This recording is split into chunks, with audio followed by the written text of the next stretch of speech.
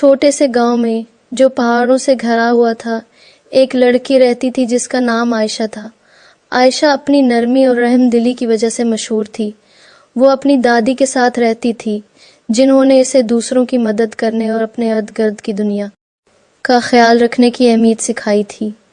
ہر صبح عائشہ گاؤں کے کنویں سے پانی لینے جاتی۔ راستے میں وہ ہر کسی کو مسکراہٹ کے ساتھ سلام کرتی۔ ایک دن جب وہ جنگل کے راستے سے گزر رہی تھی، اس نے ایک زخمی پرندے کو زمین پر پڑے ہوئے دیکھا۔ عائشہ نے فوراً پرندے کو اٹھایا اور اپنے گھر لے آئی۔ اس نے اس کی دیکھ بھال کی، اسے کھلایا اور اس کا زخم بھرا۔ وہ پرندہ جو چھوٹا تھا اور اس کے پر رنگین تھے، جلد ہی صحت یاب ہو گیا اور اڑ گیا۔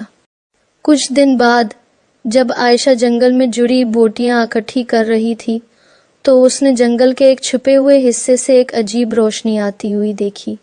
تجسس سے مغلوب ہو کر وہ روشنی کی طرف بڑھی اور خود کو ایک جادوئی باغ میں پایا۔ باغ ہر رنگ کے پھولوں سے بھرا ہوا تھا اور ہوا میں ان کی خوشبو رچی ہوئی تھی۔ باغ کے بیچ میں ایک چھوٹا سا چمکدار تالاب تھا۔ جیسے ہی عائشہ تالاب کے قریب پہنچی، پانی میں لہریں اٹھنے لگیں اور اس میں سے ایک خوبصورت پری نمودار ہوئی۔ پری نے مسکرا کر عائشہ سے کہا، شکریہ کہ تم نے زخمی پرندے کی مدد کی۔ میں اس باغ کی محافظ ہوں اور جس پرندے کو تم نے بچایا تھا وہ میرا دوست تھا۔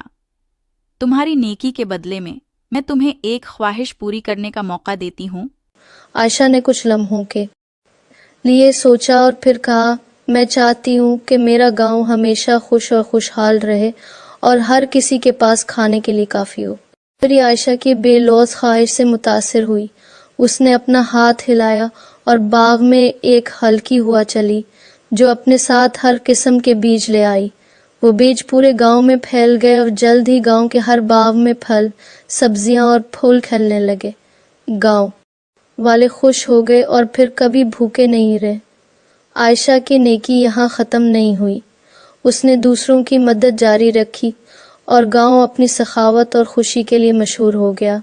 جادوئی باغ عائشہ کے لیے ایک راز کی جگہ بن گیا، جہاں وہ اکثر پری سے ملنے اور جنگل کی حکمت سیکھنے جاتی۔ وقت کے ساتھ عائشہ بڑی ہو گئی، مگر اس کا نرم دل کبھی نہیں بدلا۔